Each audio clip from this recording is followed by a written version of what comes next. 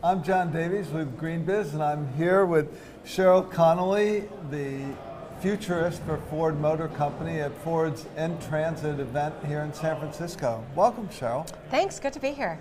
So, Sheryl, you're Ford's futurist. So what are you telling the people inside Ford is going to happen in the future and is going to affect the company?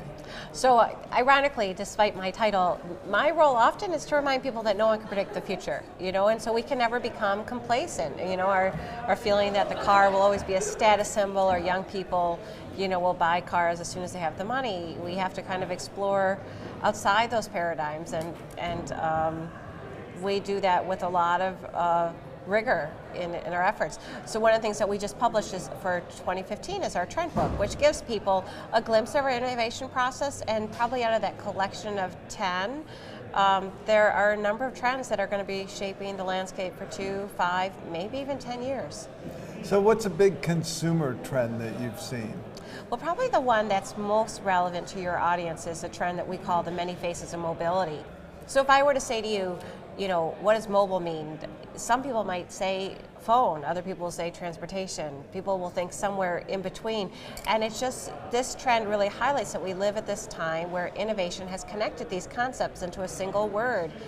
So that's really changing the nature of a company like Ford, because we have to think not just about manufacturing automobiles, but how do we enable mobility? So you have had just a great run recently. But what has you personally excited about the future at Ford?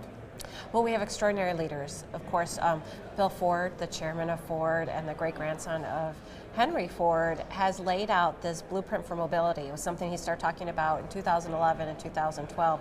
I think the first time I heard him talk about it was at the 2011 TED conference, and he introduced this concept of global gridlock. And I thought it was really provocative because he said, I spent so much of my life thinking how to sell as many cars as possible, but I've actually come to this moment in time that I actually worry.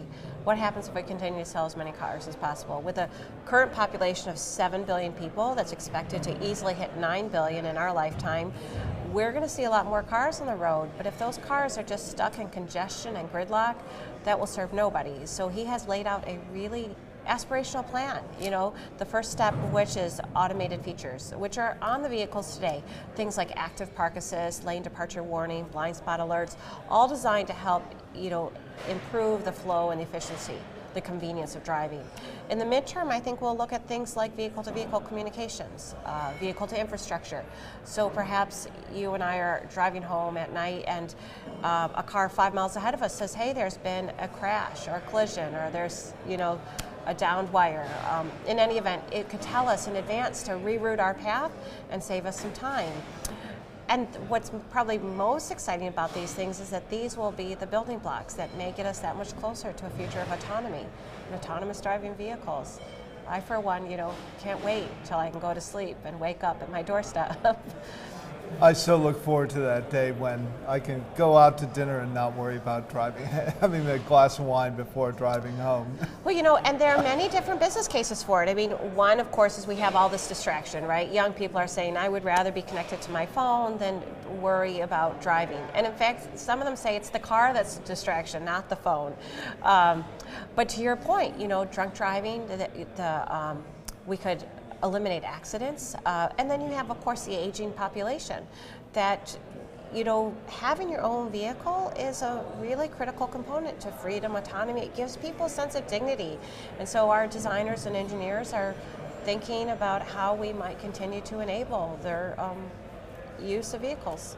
Well, I've been here with Sheryl Connely, Ford's futurist. Thanks a lot, Sheryl. Thank you.